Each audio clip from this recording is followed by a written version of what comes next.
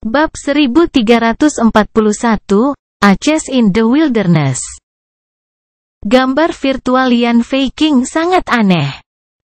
Ini adalah pertama kalinya Zhang Tai melihat gambar virtual yang benar-benar seperti pesawat ulang-alik perak sepanjang 10 meter. Dibungkus oleh pesawat ulang-alik perak, mereka terbang di langit dengan cepat. Mungkin ini bukan gambar virtual sama sekali tetapi metode rahasia. Mungkin hanya mirip dengan gambar virtual yang berlaku dan digunakan untuk menyelamatkan hidupnya. Ada begitu banyak metode rahasia di negara Taixia, saya tidak bisa tahu semuanya. Ksatria Iblis Surgawi terus mengejar mereka dengan jarak kurang dari 5.000 meter.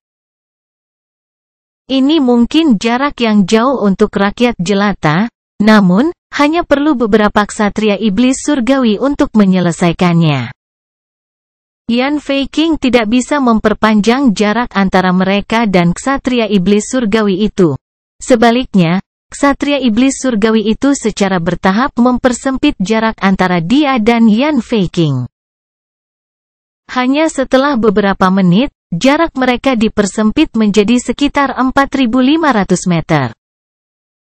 Ketika Han Zhengfang terluka parah dan melarikan diri dari Bukit Xuanyuan menggunakan metode rahasia berdarah sutra jiwa, ia juga mencapai hampir 4 kali kecepatan suara. Mengingat kecepatan Yan Feiqing dan ksatria iblis surgawi itu, Zhang Tai segera memahaminya. Adapun ksatria surgawi biasa, mereka mungkin hanya mencapai 4-5 kali kecepatan suara normal, jika mereka ingin bergerak lebih cepat. Itu tergantung pada pangkalan kultivasi mereka dan kekuatan keseluruhan. Ksatria iblis surgawi terus mendekati mereka dengan agresif dengan mata yang dekat pada Zhang Tai dan Yan Feiqing. Kamu tidak akan pernah bisa melarikan diri. Dari jarak 4.000 meter jauhnya, suara ksatria iblis surgawi terdengar di telinga mereka, ksatria bayangan lapis baja. Saat aku menangkapmu, aku akan menarik masing-masing tulangmu keluar dari tubuhmu dan membuat tengkorakmu menjadi cangkir. Ketika para ksatria menggunakan keterampilan transmisi suara rahasia mereka menyemburkan ki pertempuran murni mereka dari mulut mereka dengan mengubahnya menjadi gelombang halus melalui dada, perut, dan tenggorokan mereka. Oleh karena itu, suara mereka dapat ditransmisikan jauh dengan kecepatan beberapa kali lebih besar daripada kecepatan suara sementara tidak merusak. Namun, hanya ksatria surgawi yang dapat mentransmisikan suara mereka secara rahasia dari jarak 4.000 meter. Karena serangan pertama Zhang Tai tidak biasa dan berada di keosnya, ksatria iblis surgawi itu memperlakukannya sebagai ksatria bayangan. Itu tidak hanya mengancam.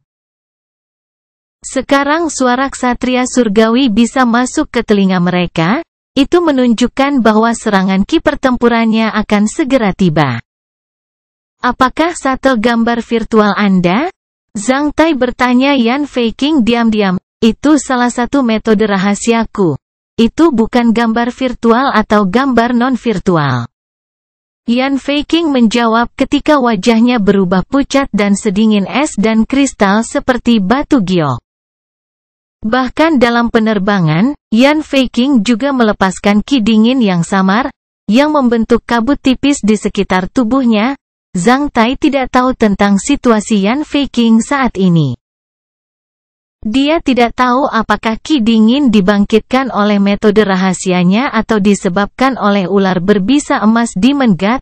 Sulit untuk menilainya, namun, ki dan wajahnya yang pucat tidak terlihat bagus. Oleh karena itu, Zhang Tai memotong omong kosong, aku takut ksatria iblis akan menyerang kita ketika dia sekitar 3.000 meter dari kita. Aku bisa memperlambat kecepatannya dengan menusuk tombak. Namun, saya membutuhkan koordinasi Anda.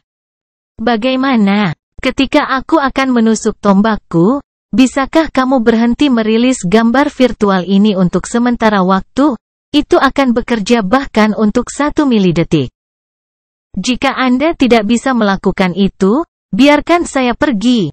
Saya akan memblokirnya, Anda pergi dulu, Zhang Tai mengatakannya dengan lugas. Namun, dia tidak tahu bahwa apa yang dia katakan terdengar seperti dia akan mengorbankan dirinya demi Yan Feiqing pada saat ini. Setelah mendengar kata-kata Zhang Tai, Yan Feiqing berbalik ketika dia menatap wajah Zhang Tai di bawah topengnya. Setelah terdiam selama beberapa detik, dia membuka mulutnya, "Aku bisa mengendalikan gambar virtual dari kapal perusak fantasi adil ini. Kirimkan saja aku sinyal." Setelah mendengar kata-kata Yan Feiqing, Zhang Tai tahu apa nama gambar virtual ini, itu nama khusus. Tidak sampai sekarang Zhang Tai tahu bahwa ada metode rahasia yang sedemikian aneh yang efeknya bisa mirip dengan gambar virtual. Metode rahasia ini hanyalah alat yang sepenuhnya baru. Itu tadi pagi sakit. Ketika Zhang Tai mengingatnya yang tidak lengkap Raja Rock Sutra, dia hanya bisa menghela nafas dalam. "Baik. Saat aku mencubit tanganmu, kamu lepaskan perisai dari kapal perusak fantasi adil ini untuk sementara waktu, kamu mengeluarkan ketika aku mencubitmu," kata Yan Feiqing dingin. Bahkan dalam keadaan ini, dia juga mempertahankan posisi yang kuat karena dia tidak ingin Zhang Tai menyentuh tangannya dengan santai. "Kau mengeluarkan ketika aku mencubitmu?" Zhang Tai bergumam di dalam ketika dia merasakan kata-katanya terdengar agak aneh. Namun, dalam kasus ini, Zhang Tai tidak berani membuat lelucon dengannya. Zhang Tai tahu bahwa wanita semacam ini memiliki temperamen paling aneh. Kadang-kadang, kalimat umum mungkin membuatnya kesal. Akibatnya, dia mungkin mengejar Anda dengan pedang. Oleh karena itu, Zhang Tai langsung menjawab, "Baik." Segera setelah itu, tombak biasa muncul di tangan Zhang Tai. Setelah itu, Zhang Tai merasakan Yan Feiqing untuk meningkatkan kekuatan cengkeramannya. Zhang Tai kemudian langsung mengarahkan tombaknya ke arah ksatria iblis surgawi itu. Ketika tombak meninggalkan tangan Zhang Tai, gambar virtual yang menutupi kedua orang itu menghilang dalam milidetik. Setelah Zhang Tai menyelesaikan pengusirannya, perahu pemecah peri fantasi pulih dari penampilan aslinya. Itu adalah periode sementara yang meskipun mereka tidak tercakup oleh kapal perusak peri fantasi, kecepatan penerbangan mereka juga tidak akan terpengaruh karena inersia yang hebat. Ketika tombak meninggalkan tangan Zhang Tai, itu telah mencapai beberapa kali kecepatan suara. Zhang Tai tidak memicu kemampuannya sebagai dominator divine karena dia merasa tidak perlu baginya untuk memanifestasikan kartu truf itu pada saat itu. Tombak yang dilemparkan Zhang Tai bertabrakan dengan ksatria iblis surgawi. Karena kecepatan besar dari ksatria iblis surgawi, kecepatan relatif antara tombak dan ksatria iblis surgawi meningkat 4 kali secara tiba-tiba dan tombak menjadi jauh lebih kuat. Prinsip ini mirip dengan bagaimana seekor burung dapat menghancurkan pesawat di langit. Zhang Tai melemparkan tombak, bukannya seekor burung, ksatria iblis surgawi itu bukan pesawat terbang. Ksatria iblis surgawi hanya memiliki 3 pilihan untuk berurusan dengan tombak yang melesat ke arahnya dengan kecepatan hampir 10 kali kecepatan suara, yaitu, tatap muka, menghindar dan memukulnya ke bawah. Pilihan apapun yang dibuat, itu akan melambat. Tombak pertama ditabrak oleh ksatria iblis surgawi dari 2000 meter jauhnya. Selama interval ini, jarak antara kapal perusak peri fantasi yang menutupi Zhang Tai dan Yan Feiqing dan ksatria iblis surgawi meningkat lebih dari 50 meter sekaligus. Zhang Tai tertawa terbahak-bahak ketika satu tombak lagi muncul di tangannya. Satu lagi, Yan Feiqing menjepit tangan Zhang Tai sekali lagi. Zhang Tai kemudian melemparkan tombak kedua, menyebabkan ledakan sonik yang keras di udara malam. Tombak itu jatuh sekali lagi. Namun, jaraknya diperluas 100 meter lagi. Ksatria iblis surgawi itu menjadi gila karena terus berteriak dengan keras, metode ini berhasil. Zhang Tai bersemangat, siapa yang mengatakan bahwa bolt in palm? Ranah keterampilan melempar tombak tertinggi hanya bisa digunakan untuk menghadapi roh pertempuran paling banyak. Dalam hal ini, keterampilan melempar tombak sederhana seperti itu benar-benar bisa menyelamatkan hidup kita. Bahkan seorang ksatria iblis surgawi ada di ujung tali. Setelah 1 jam kemudian, jarak telah diperluas menjadi lebih dari 10.000 meter. Setiap kali ksatria iblis surgawi mendekati suatu jangkauan, Zhang Tai akan melemparkan tombaknya ke arah itu untuk memperluas jarak sekali lagi. Ketika Zhang Tai merasa bahwa mereka benar-benar bisa melepaskannya, wajah salju Yan Feiqing tiba-tiba memerah saat dia menyemburkan mulut darah. Pada saat ini, kedua orang itu mungkin telah keluar dari wilayah provinsi Wuzhou dan memasuki hutan belantara sementara sebuah danau tak berujung muncul di depan mereka. Breaking Boat The Fantasy Fiery Heavens tiba-tiba bergetar sedikit karena langsung terjun ke danau liar di luar kendali atau sengaja, membangkitkan pemecah 100 meter lebih tinggi. Bab 1342, Gua Kristal Bawah Tanah. Saat mereka memasuki air, kapal perusak peri fantasi Yan Feiqing runtuh karena dipengaruhi oleh gaya benturan hebat dan tekanan air. Ki dingin di atas wanita ini bahkan membuat Zhang Tai gemetar sekali dan membeku tubuhnya dalam hitungan detik. Zhang Tai menjalankan ki pertempurannya dan menghancurkan es di atas Yan Feiqing. Setelah itu, dia mendapati bibirnya sangat pucat sehingga terlihat hampir transparan. Sialan, itu tidak baik. Ah, kamu baik-baik saja? Tanya Zhang Tai ketika dia mulai berakselerasi di dalam air dengan menarik lengan Yan Feiqing. Di dalam air, Zhang Tai bisa sebebas ikan. Meskipun Zhang Tai tidak menggunakan kemampuannya sebagai dominator divine, dia juga bisa mencapai lebih dari 1000 meter per detik, yang bahkan bisa menyamai kecepatan mereka di udara. Dalam kasus Zhang Tai, tidak sulit baginya untuk melepaskan diri dari kejaran ksatria iblis surgawi. Namun, ia harus mempertimbangkan dengan baik tentang metode ini. Sejak dia muncul, Yan Feiqing memperlakukannya dengan tenang. Selain itu, karena dia telah menunjukkan Thor S Hammer-nya di depannya dan bertemu dengannya sebelumnya, Zhang Tai tidak tahu apakah wanita ini tahu identitas aslinya atau tidak. Zhang Tai tidak ingin mengekspos kemampuannya sebagai dominator divine untuk wanita ini, dia juga tidak membiarkan wanita ini diintimidasi oleh setan, oleh karena itu agak rumit sekarang. Ada lubang besar di dasar danau di depan kita, memasukinya, kata Yan Feiqing samar. Setelah mendengar kata-kata Yan Feiqing, Zhang Tai menjadi santai sekaligus. Ternyata Yan Feiqing telah ada di sini sebelumnya. Bagus. Zhang Tai buru-buru bergegas menuju lubang itu dengan Yan Feiqing, berada di ki pertempuran pelindung mereka bergerak secepat torpedo. Setelah mendengar suara dari belakang, Zhang Tai tahu bahwa ksatria iblis surgawi telah mendekati mereka. Mereka berada di danau air asin di hutan belantara, salinitas air pasti sangat jenuh. Tanpa ikan di danau, hanya ada beberapa tanaman air dan kristal garam yang luas di dasar danau. Di air asin, kecepatan transmisi suara hampir bisa mencapai 1500 meter per detik. Karena itu, mereka dapat dengan mudah mendengar suara dari belakang mereka. Mengingat desibel, ksatria iblis lapis baja besi surgawi itu bahkan bergerak lebih cepat dari Zhang Tai dalam air karena jarak mereka terus-menerus menyempit. Zhang Tai benar-benar terkejut dengan itu.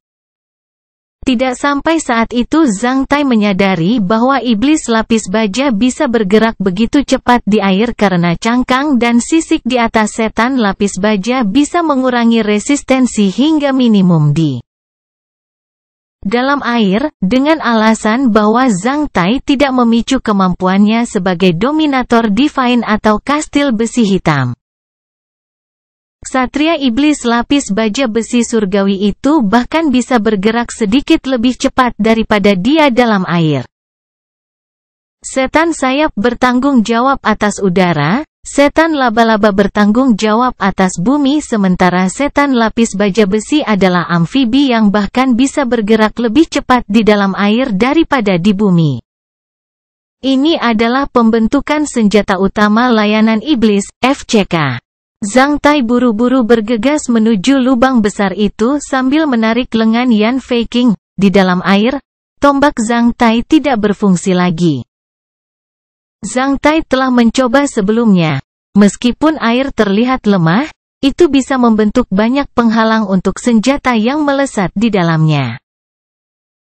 Tidak peduli seberapa kuat tombak Anda, selama mencapai 500 meter di dalam air, itu akan kehilangan kekuatannya. Setelah bergerak maju kurang dari 120 mil di dalam air, mereka telah melihat lubang gelap di depan mereka. Jarak antara mereka dan ksatria iblis surgawi juga menyusut menjadi sekitar 2000 meter dari lebih dari 10.000 meter.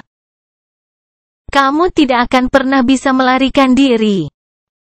Sebuah suara suram dan seram melayang dari belakang bersama dengan serangan ki pertempuran ksatria iblis surgawi yang kuat dari jarak 2000 meter.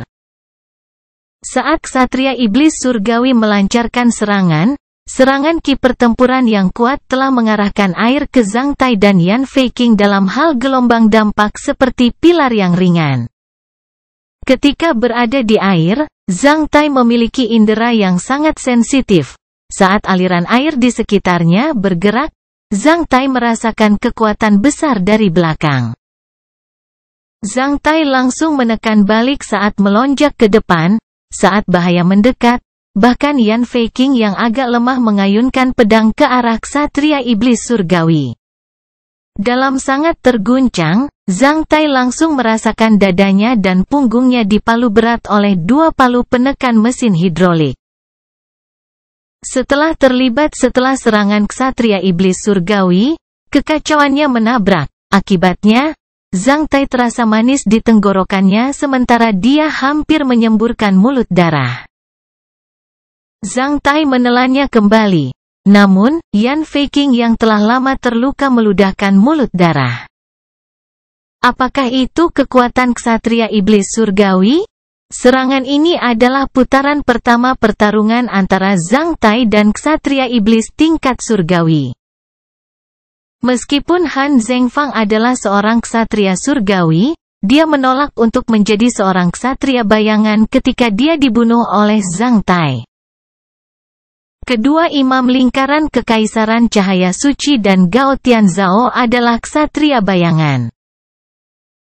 Jujur, tanpa menggunakan kemampuan dominator divine, Zhang Tai merasa bahwa ksatria surgawi bisa membunuhnya dengan cara yang luar biasa. Serangan ksatria iblis surgawi bisa sangat merusak lebih dari 2000 dalam air, belum lagi di langit atau dalam pertempuran jarak dekat. Setelah serangan ini, Zhang Tai dipercepat dengan kekuatan kontrasok dalam air saat dia langsung memasuki lubang itu bersama dengan Yan Feiqing. Diameter pintu masuk lubang itu lebih dari 100 meter.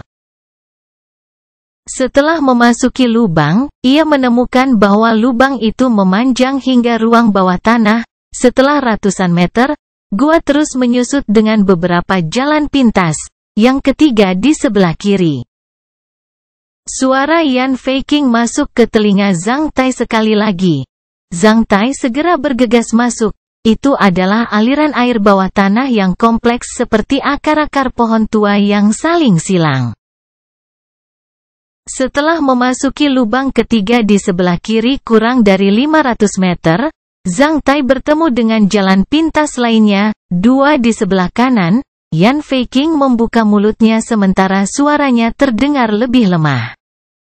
Zhang Tai langsung bergegas ke jalur air kedua di sisi kanan. Pada saat ini, diameter anak sungai hanya setinggi beberapa meter.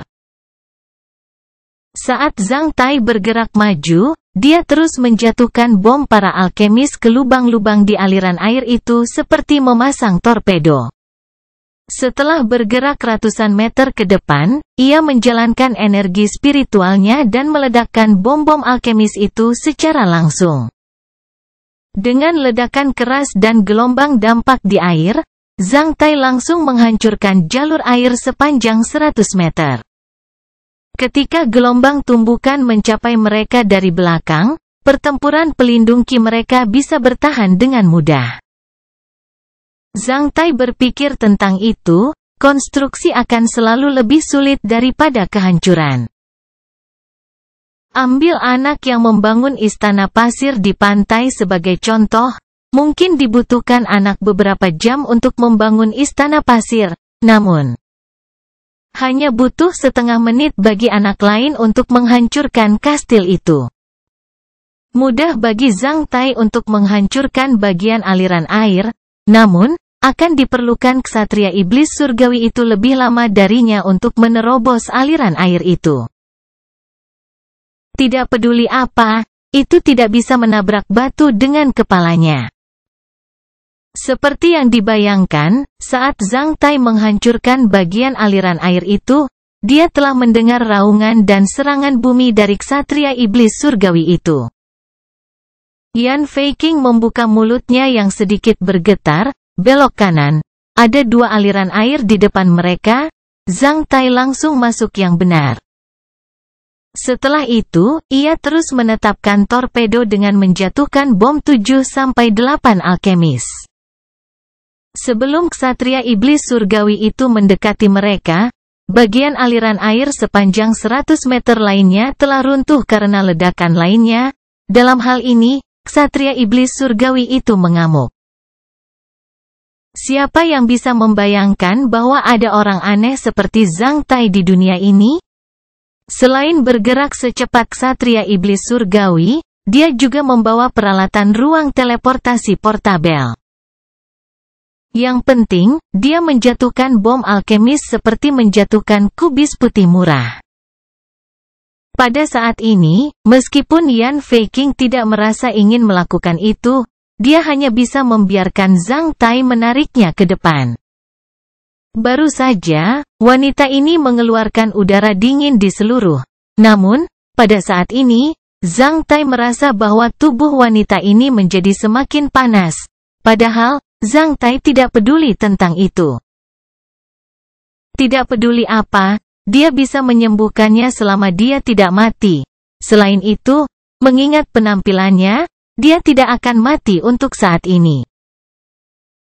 Yan Feiqing berperan sebagai pemandu Zhang Tai sementara Zhang Tai bertanggung jawab untuk bergerak maju dengan kecepatan tinggi. Lebih jauh lagi, setiap kali dia memasuki jalur air baru, dia akan menjatuhkan 7-8 bom alkemis dan menghancurkannya, menyebabkan begitu banyak penghalang dan kesulitan bagi ksatria iblis surgawi itu. Ketika Zhang Tai menghancurkan jalur air kelima, dia tidak bisa mendengar mengamuk dari ksatria iblis surgawi. Namun, Zhang Tai masih belum diyakinkan. Tidak sampai dia menghancurkan 5 lagi dia berhenti menjatuhkan bom alkemis. Setelah setengah jam, di bawah bimbingan Yan Feiqing, mereka terbang keluar dari lautan air asin bawah tanah dan memasuki ruang bawah tanah yang aneh. Saat Zhang Tai melihat ruang bawah tanah itu, dia telah banyak membuka mulutnya. Ruang bawah tanah ditutupi dengan kelompok kristal besar yang selalu lebih dari 100 meter.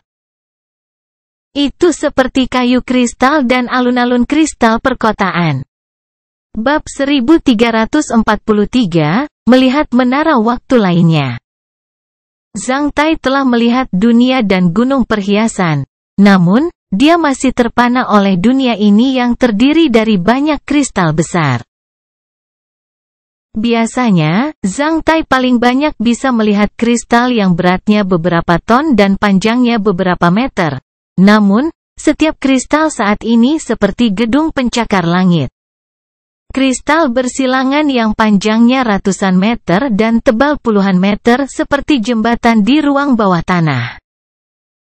Seluruh tanah telah ditutupi dengan kristal yang lebih halus yang tumbuh dengan kuat seperti rumput liar di padang rumput.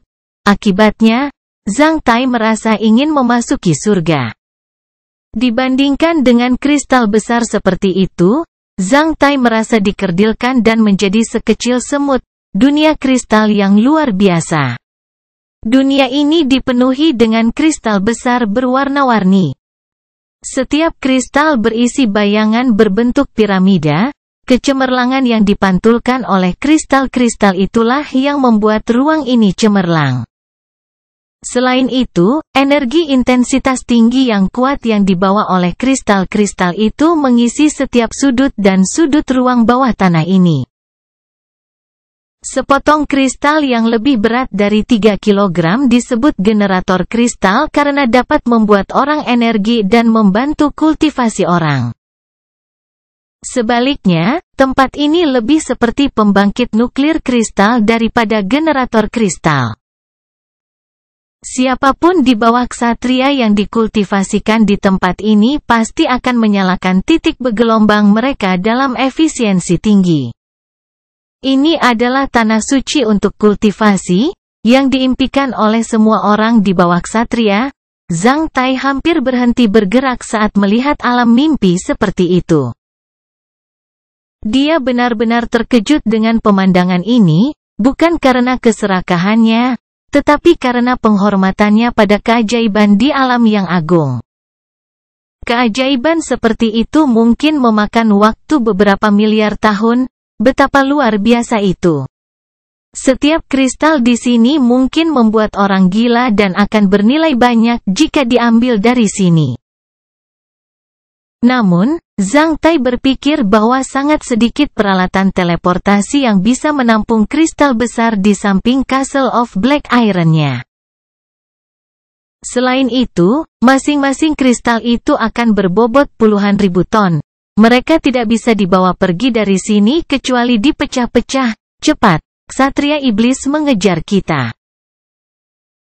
Tubuh Yan Feiqing menjadi semakin panas. Ketika dia berbicara, dia mulai terengah-engah sementara wajahnya yang seputih salju berubah merah seperti cahaya pagi seolah dia sedang mabuk. Bisakah ksatria iblis itu menemukan kita di sini? Zhang Tai bertanya dengan rasa ingin tahu ketika dia merasa sulit bagi ksatria iblis surgawi itu untuk menerobos aliran air yang hancur itu. Belum lagi jalan pintas yang seperti labirin, dalam kasus rakyat jelata. Uang tidak maha kuasa, namun, uang bekerja dalam banyak kasus. Demikian pula, untuk ksatria, peralatan tidak maha kuasa. Namun, peralatan bekerja dalam banyak kasus. Misalnya, bom-bom alkemis itu di peralatan teleportasi ruang jinjingnya sangat membantu mereka hari ini. Tanpa bom alkemis itu, ia mungkin harus mengekspos kartu trufnya hari ini. Ketika kita bertarung barusan, itu sudah memposisikanku oleh energi spiritualnya. Itulah kemampuan eksklusif ksatria iblis surgawi. Dalam 7 hari, dia bisa merasakan lokasi saya yang tepat dalam ribuan mil. Karena kristal di lubang ini memiliki energi yang kuat, mereka dapat mengganggu energi spiritualnya untuk saat ini. Akibatnya, itu hanya bisa secara kasar menilai lokasi dari tempat kami menghilang. Sebelum itu datang ke sini dan melihat kita, ini adalah kesempatan terakhir bagi kita untuk melarikan diri. Ksatria bayangan perempuan yang cukup kuat baru saja mengalir di dahinya ketika dia berbicara pada saat ini. Selain itu, tubuhnya tampak berantakan seolah-olah dia akan jatuh kapan saja. Posisi spiritual yang dimiliki secara eksklusif oleh ksatria iblis surgawi, Zhang Tai terkejut. Itu hanyalah bulu kalkir portabel? Sial, sepertinya kita belum selesai. Ah, sepertinya kau pernah ke sini sebelumnya. Kemana kita pergi? Ada sebuah terowongan tepat di depan kita. Ada jurang bawah tanah di dalam sana. Setelah memasuki jurang, kita akan memasuki laut magma. Lokasi di dasar laut magma bisa sepenuhnya mengisolasi persepsi spiritual dari ksatria iblis. Bagaimana denganmu sekarang? Bisakah pertempuran protektif Anda tahan? Jika Anda perlu, saya punya beberapa obat. Setelah melihat Yan Feiqing hampir tidak mengangguk dan mengeluarkan sebotol obat bir dari peralatan teleportasi portabelnya dan meminumnya, Zhang Tai langsung menariknya ke tujuan. Setelah meminum sebotol obat biru itu, suhu tubuh Yan Feiqing perlahan pulih seperti dituangkan dengan baskom berisi air dingin. Namun, Zhang Tai merasa bahwa dia menjadi lebih lemah saat anggota tubuhnya menjadi lunak seolah-olah dia telah kehilangan kekuatannya sepenuhnya. Dalam hal ini, tidak peduli betapa megahnya gua kristal bawah tanah ini, Zhang Tai tidak punya waktu untuk menghargainya, sebaliknya, dia hanya bisa melarikan diri pada awalnya. Kamu sangat akrab dengan tempat ini, apakah Anda pernah ke sini sebelumnya? Zhang Tai bertanya pada Yan Feiqing saat dia maju ke depan. Yan Feiqing tetap diam. Zhang Tai merasa sangat malu sehingga dia hanya bisa menyentuh hidungnya dengan tenang. Gua kristal bawah tanah itu begitu besar sehingga mereka tidak terbang keluar setelah jarak 120 mil sesuai dengan panduan Yan Feiqing. Setelah melakukan begitu banyak belokan, dia akhirnya melihat laut magma yang tenang, dipantulkan oleh kristal, cahaya jatuh dari magma laut tampak lebih indah di ruang bawah tanah ini. Setelah merasa bahwa Yan Feiqing telah merilis ki pertempuran pelindungnya yang berarti bahwa ia bisa memasukinya, Zhang Tai segera melepaskan ki pertempuran pelindungnya dan terjun ke laut magma ini bersama dengan Yan Feiqing. Benar, jam 9. Seperti sebelumnya, Yan Feiqing terus membimbing Zhang Tai di laut magma. Meskipun kecepatan mereka di laut magma tidak sebanding dengan di dalam air, mereka juga bisa bergerak di atas 300 meter per detik. Setelah bergerak maju selama lebih dari 20 menit, mereka mendengar gempa bumi yang samar dan suara dari gua kristal di belakang mereka. Zhang Tai langsung tahu bahwa ksatria iblis lapis baja surgawi sudah menyusul mereka. Karena telah kehilangan targetnya, ia kehilangan kesabaran di gua kristal. Apakah iblis lapis baja besi kehilangan targetnya? Iya nih, apakah kita masih di gua kristal besar itu? Yan Feiqing mengangguk. Zhang Tai kemudian diyakinkan. Dalam hal ini, kecuali kalau ksatria iblis surgawi itu juga memiliki mata bunga lotus, akan sama sulitnya dengan mencari jarum di sebotol jerami untuk menemukan dua orang di laut magma. Kecuali Zhang Tai, para ksatria lainnya tidak bisa melihat apapun di laut magma. Sebagai gantinya, mereka hanya bisa merasakannya berdasarkan kesadaran ksatria mereka yang kuat. Sebaliknya, Zhang Tai bisa melihat dengan jelas pegunungan hitam di dasar laut magma.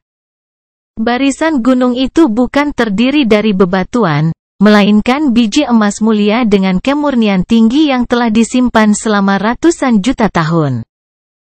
Seperti kristal-kristal besar itu, biji emas ini juga sangat berharga ketika mereka dibawa ke permukaan bumi. Namun, di ruang bawah tanah, mereka hanya bertumpuk seperti gunung dan menerima pembaptisan zaman dengan tenang. Kecuali jika gerakan geologis yang mengguncang bumi terjadi di dunia ini, benda-benda ini akan berada di laut magma bawah tanah ini selamanya dengan tenang. Setelah beberapa saat, batu dan suara redup itu berangsur-angsur menghilang, yang berarti bahwa ksatria iblis surgawi itu telah memilih cara yang salah untuk mengejar mereka. Dalam perjalanan menuju laut magma ini, Zhang Tai telah mengamati lingkungan sekitarnya dan menemukan ratusan jalan pintas di ruang kristal. Dalam hal ini, mustahil bagi ksatria iblis surgawi itu untuk memposisikan mereka. Itu hanya bisa mencoba kekayaannya. Zhang Tai ingin tahu tentang lokasi yang bisa mengisolasi persepsi spiritual ksatria iblis surgawi. Jika ksatria iblis surgawi itu hanya tinggal di suatu tempat di gua kristal dalam 7 hari berikutnya, itu akan merepotkan. Zhang Tai mungkin bisa tinggal di laut magma selama 7 hari. Namun, bagaimana dengan Yan Feiqing yang sudah terluka? Yan Feiqing dalam kondisi tidak stabil saat tubuhnya berubah dingin dan panas sekarang dan kemudian. Oleh karena itu, Zhang Tai terus mengawasinya saat bergerak maju di laut magma dan bersiap untuk memberinya bantuan kapan saja. Jika pertempuran perlindungan Qi-nya runtuh, dia akan langsung berubah menjadi abu menghadapi tekanan hebat dan suhu tinggi. Namun demikian, ketika Zhang Tai bertanya-tanya benda apa yang menarik Yan Feiqing ke sini dari jauh, dia tercengang. Mata bunga teratai Zhang Tai menangkap satu hal yang akan menjadi hal terakhir dalam benaknya yang bisa ada di sini. Tepat di antara pegunungan emas itu, Zhang Tai melihat sebuah piramida besar, yang didirikan di dasar laut magma dengan tenang dan mendalam. Dibandingkan dengan piramida yang dilihat Zhang Tai sebelumnya, yang ini lebih tinggi karena lebih tinggi dari 10.000 meter, seluruh piramida adalah kristal besar yang semerah laut magma di sekitarnya. Sebaliknya, itu adalah menara waktu yang lain. Bab 1344, Kejujuran Pria.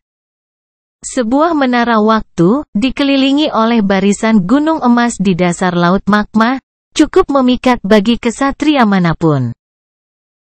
Selain itu, mengingat tinggi dan ukuran menara waktu ini, meskipun Zhang Tai bukan ahli menara waktu, dia tahu bahwa menara waktu ini tidak biasa. Apakah menara waktu itu berharga atau tidak bisa dinilai dari ukurannya? Semakin besar menara waktu, semakin banyak fungsi yang dimilikinya dan semakin berharganya. Ini pernah diceritakan oleh Charles, ksatria Ramlen nomor 1 dan teman Zhang Tai. Di antara teman-teman Zhang Tai, Charles adalah seorang ahli dalam mempelajari menara waktu yang sangat akrab dengan semua jenis pengetahuan tentang menara waktu. Sayangnya, Charles belum mengalaminya di menara waktu.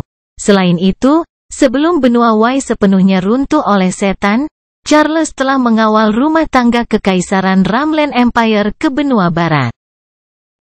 Sejak saat itu, Zhang Tai kehilangan kontak dengannya. Zhang Tai bahkan gagal melihat putri Candis dari kerajaan Ramlen yang imut dan mempesona sejak saat itu.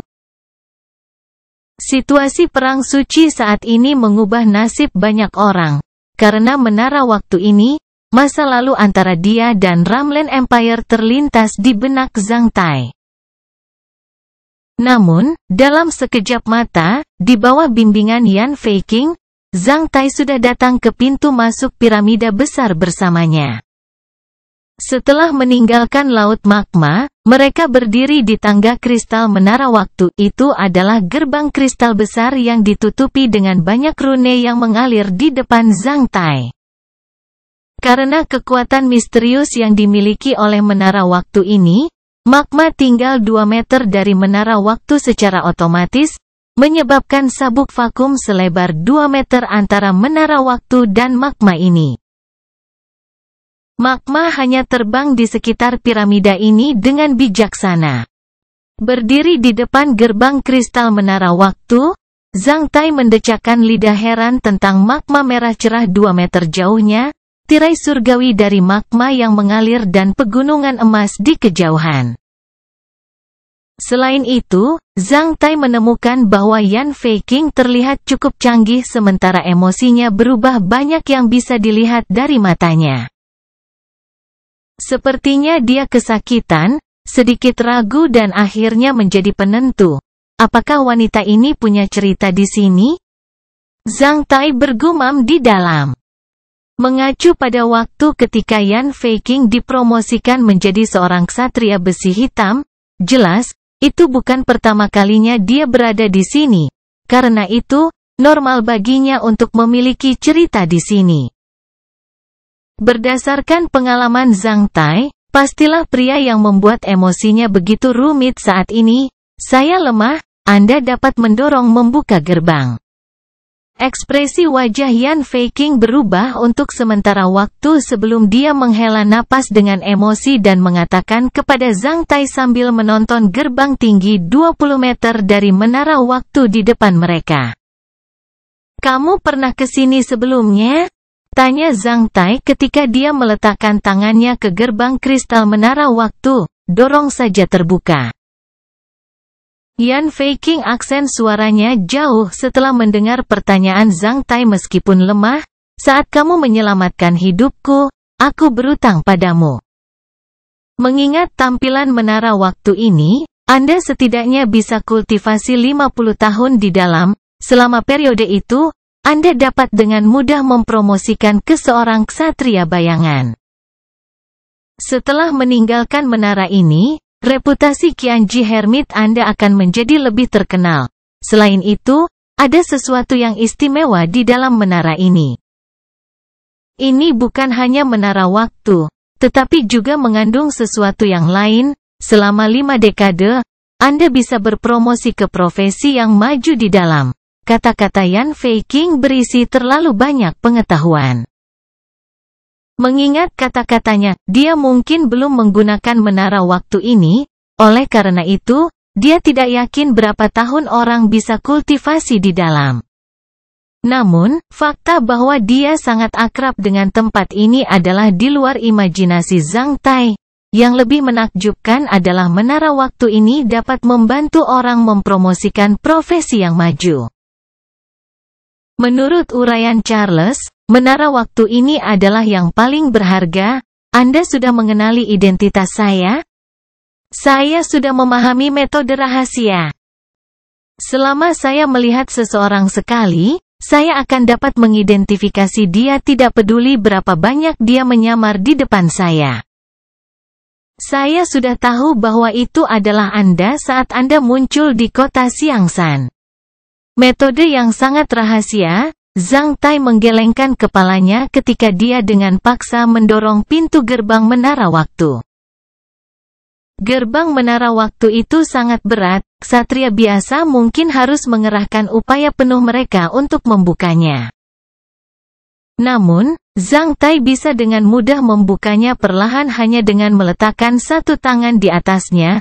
Saat gerbang dibuka, cahaya putih susu dengan energi kuat bocor keluar dari gerbang. Zhang Tai merasa ingin membuka perbendaharaan besar karena Qi di dalam menara waktu itu akrab dan aneh baginya. Karena itu, Zhang Tai menjadi sedikit senang.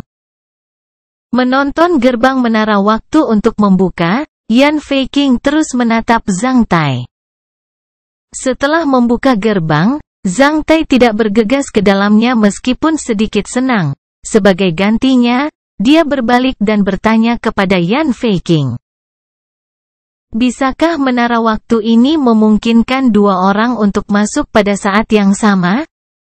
Jika hanya satu orang yang diizinkan mengaksesnya, Anda bisa masuk. Setelah 50 tahun, Anda mungkin sudah dipromosikan menjadi ksatria surgawi. Jangan khawatir tentang saya. Saya memiliki kartu truf saya untuk pergi dari sini meskipun ksatria iblis surgawi masih di luar sana. Jika hanya satu orang yang diizinkan masuk. Tidakkah Anda merasa ingin mencoba menghadapi kesempatan langka ini? Bagaimana Anda bisa menolak kesempatan langka seperti itu? Ekspresi wajah Yan Feiqing menjadi kompleks saat dia melihat Zhang Tai dan menanyakan pertanyaan aneh padanya. Sekarang Yan Feiqing sudah tahu identitasnya. Zhang Tai langsung melepas helmnya dan memperlihatkan penampilan aslinya. Pada saat yang sama, dia melemparkan helm ke peralatan teleportasi ruang portabel. Setelah mendengar pertanyaan Yan Feiqing, Zhang Tai mengungkapkan senyum jujur ketika dia menggelengkan kepalanya, meskipun menara waktu itu berharga. Saya tidak perlu berebut untuk itu dengan seorang wanita. Selain itu, Anda membutuhkan menara waktu lebih banyak daripada saya untuk perawatan dan kultivasi.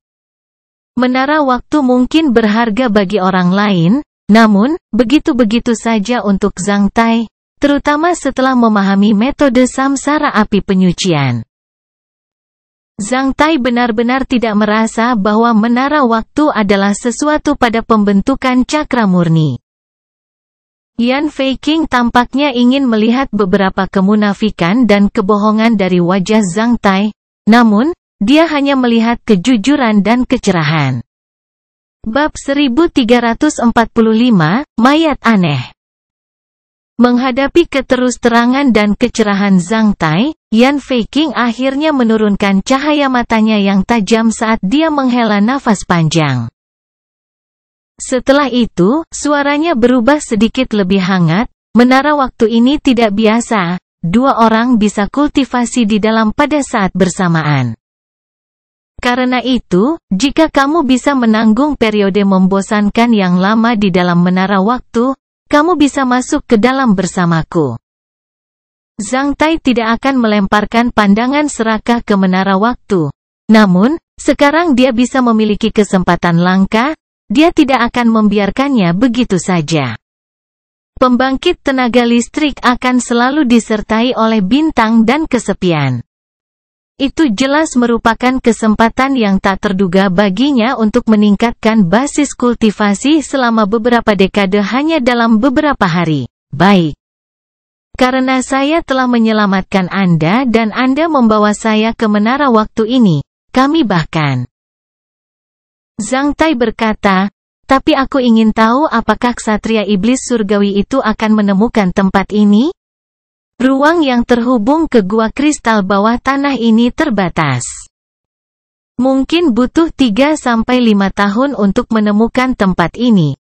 Namun, seperti dalam perang suci, itu tidak bisa meninggalkan medan perang begitu lama. Saya kira itu hanya bisa tinggal di ruang bawah tanah selama 7 hari paling banyak. Jika tidak bisa merasakan target spiritualnya dalam 7 hari, itu akan meninggalkan ruang bawah tanah ini. Bahkan jika ia menemukan tempat ini dalam 7 hari, kita tidak perlu takut karena menara waktu bahkan tidak bisa dihancurkan oleh para ksatria bijak. Bahkan jika itu tetap di luar menara waktu ini, itu hanya menunggu kematian. Selama aku berpromosi menjadi ksatria surgawi, aku akan bisa membunuh bangsat itu. Yan Feiqing berkata dengan dingin. Hahaha, well, ayo kita masuk ke dalam kalau begitu. Zhang Tai tertawa ketika dia melihat ke arah Yan Feiqing dan bertanya. Apakah kamu butuh bantuan? Yan Feiqing menggelengkan kepalanya dengan tegas, tidak perlu, kamu bisa masuk ke depanku. Tunggu, aku tidak tahu berapa lama aku akan tinggal di menara waktu ini. Saya harus memperhatikan seseorang sebelumnya, jika tidak, jika mereka tidak bisa menghubungi saya selama beberapa bulan, mereka mungkin berpikir bahwa saya dalam bahaya atau sesuatu. Itu tidak baik. Di bawah tatapan Yan Feiqing, Zhang Tai mengeluarkan sekelompok cincin jari komunikasi penginderaan jarak jauh ketika dia mulai menghubungi kakak laki-lakinya. Mountain Lifting Hermit Bai Suxian dan Lu Yanyu masing-masing dan mengatakan kepada mereka bahwa dia akan memasuki suatu penutupan kultivasi dan tidak akan berhubungan dengan dunia luar selama beberapa bulan. Setelah menyelesaikan itu, Zhang Tai meletakkan seikat cincin jari kembali ke lehernya sekali lagi sebelum menyembunyikannya ke pakaian dalamnya. Sekelompok cincin jari terlalu mencolok sehingga tidak ada ksatria manusia lain di seluruh negara Taixia yang bisa membawa begitu banyak cincin jari penginderaan jauh seperti dia. Karenanya, Yan Feiqing tidak tahan untuk mengintip cincin jarinya selama beberapa detik. Harem, kau sangat sibuk. saya laki-laki kamu melihat. Saya memiliki istri, saudara lelaki, usaha dan keluarga yang saya sayangi. Jawab Zhang Tai sambil tersenyum. Yan Feiqing menjawab dengan harem dingin sebelum dengan tegas memasuki cahaya putih susu yang keluar dari gerbang. Setelah bermeditasi selama setengah detik, Zhang Tai mengikutinya juga. Setelah Zhang Tai memasuki menara waktu, gerbang kristal secara otomatis menutup perlahan sementara rune aneh mulai mengalir. Kecuali itu dibuka dari dalam, tidak ada orang lain yang bisa membukanya dari luar termasuk Ksatria bijak. Dekat setelah gerbang ditutup, Zhang Tai merasa bahwa dia tenggelam dalam energi besar piramida, itu sekaya madu sehingga Zhang Tai tidak tahan mengambil napas dalam-dalam dari udara segar di dalam. Mulai sekarang, Zhang Tai merasa bahwa cincin jari penginderaan jarak jauh, peralatan teleportasi ruang portabel dan Castle of Black Iron telah diisolasi oleh kekuatan ruang waktu yang kuat dan tidak tersedia lagi. Itu menunjukkan kekuatan menara waktu ini. Sejak mereka memasuki laut magma, Zhang Tai dan Yan Feiqing belum bernafas. Struktur menara waktu ini mirip dengan yang dikunjungi Zhang Tai terakhir kali. Setelah melewati gerbang, mereka memasuki terowongan kristal panjang yang tertutupi kristal dengan rapat. Kristal ditutupi dengan rune bercahaya aneh. Bayangan orang-orang dapat dilihat di permukaan kristal, membuat Zhang Tai merasa ingin memasuki kaleidoskop. Namun, terowongan kristal ini berkali-kali lebih luas dan lebih dari yang dilihat Zhang Tai sebelumnya. Selain itu, Zhang Tai masuk yang ini bersama seorang wanita. Yan Feiqing terengah-engah. Energi yang kaya dalam piramida membuat wajahnya terlihat sedikit lebih baik seolah-olah itu kondusif untuk lukanya. Saat Yan Feiqing terengah-engah, Zhang Tai secara alami memindahkan matanya ke payudaranya yang gemuk di bawah jubah putihnya. Baru saja, Zhang Tai tidak memperhatikan sosoknya dengan hati-hati. Pada saat ini, ia menemukan bahwa sosok wanita ini bahkan bisa menyamai Guo Hongyi. Namun, wanita ini terlihat sangat agresif. Setelah dilirik olehnya, pria pemalu akan kehilangan keberanian mereka sekaligus. Beberapa laki-laki mungkin berani menatap tubuhnya seperti yang dilakukan Zhang Tai. Bahkan Grand Elder Heaven's Fortune Sekte digantung dan dipukuli oleh wanita ini di kayu persik ketika dia masih muda. Siapa lagi di seluruh negara Taixia yang berani menggerakkannya? Apa yang kamu lihat? Yan Feiqing bertanya ketika dia merasakan bahwa Zhang Tai sedang menatap payudaranya yang bergelombang dan kesal tentang perbuatannya. Ketika dia menatap Zhang Tai dengan dingin, tangannya bergerak terbiasa. Namun, dia akhirnya menghentikannya. Menonton gerakan tangan Yan Feiqing, Zhang Tai buru-buru melompat. Sial, wanita ini benar-benar rumit. Jika dia memegang pedang sekarang, dia sudah lama menyerang ke arahku. Untungnya, dia sudah menyingkirkan pedangnya. Ahem. Ah, tidak ada. Aku hanya ingin memastikan bahwa kamu baik-baik saja, kata Zhang Tai dengan nada bersalah. Yan Feiqing memelototi Zhang Tai sekali lagi sebelum berbalik dan terus bergerak maju. Zhang Tai tidak bertindak terlalu lancang, sebagai gantinya, dia hanya mengikuti Yan Feiqing menuju ujung terowongan dengan santai. Menurut struktur menara waktu ini, ujung terowongan ini harus mengarah ke area inti menara waktu ini. Langkah kaki dua orang perak bergema di sekitar terowongan kristal yang cerah.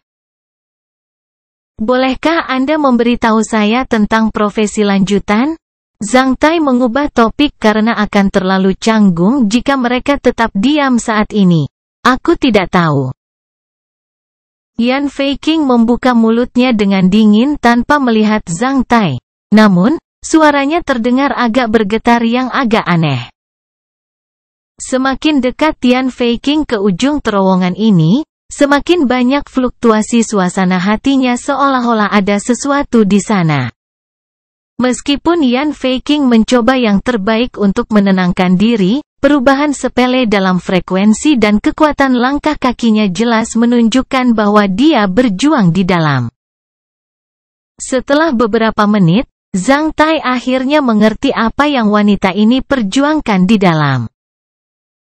Setelah melewati terowongan kristal yang dipenuhi dengan energi putih susu, Zhang Tai melihat dua mayat di ujung terowongan. Sejujurnya, Zhang Tai benar-benar dikejutkan oleh dua mayat. Dia tidak membayangkan melihat mayat di menara waktu. Karena energi yang kaya di dalam menara waktu, mayat-mayat tetap segar seperti sebelumnya. Satu mayat panjangnya lebih dari 100 meter. Itu adalah monster seperti buaya yang belum pernah dilihat Zhang Tai sebelumnya. Tampaknya monster ini adalah spesies bermutasi prasejarah, itu ditutupi dengan sisik berdarah dengan tampilan suram. Kepalanya sama dengan ukuran lokomotif, setiap skala pada tubuhnya sama besarnya dengan telapak tangan manusia. Terowongan itu berserakan dengan sisik dan noda darah keemasan. Anehnya, noda darah sepertinya baru saja mengering meskipun mayat ini mungkin sudah berada di sini selama bertahun-tahun. Ada juga banyak luka dengan kedalaman berbeda pada mayat monster ini. Sebuah pedang panjang dimasukkan ke kepalanya, membelah kepalanya menjadi dua bagian. Bersama dengan monster yang mati ini adalah mayat Huamel yang digantung di atas pedang baja seperti cakar depan tajam dari monster itu. Dua cakar tajam depan monster langsung membelah tubuh lelaki dari lehernya ke perutnya dengan salah satu kaki lelaki itu di mulutnya. Melihat pemandangan ini, siapapun akan membayangkan pertarungan hidup atau mati antara pria ini dan monster prasejarah yang muncul di menara waktu tanpa alasan. Hasil pertarungan ini adalah mereka berdua mati. Zhang Tai tidak tahu apa yang dipikirkan monster prasejarah itu sebelum mati, namun, mengingat mayat laki-laki itu, selain penuh dengan rasa sakit. Dia juga tampak agak bingung dan benci ketika dia melihat pintu masuk menara waktu dengan satu tangan meraih ke arah tempat itu seolah-olah dia akan menangkap sesuatu. Sekarang mereka bisa memasuki tempat ini, tidak diragukan lagi, pria yang mati bersama monster itu adalah seorang ksatria. Selain itu, seperti itu mayat laki-laki terpelihara dengan baik. Zhang Tai menemukan bahwa laki-laki itu tampan dengan alis berbentuk pedang dan mata yang berkilau. Jika orang ini masih hidup, dia pasti akan sangat menarik dimanapun dia berada. Sayangnya, pria ini sudah mati dengan cara yang buruk.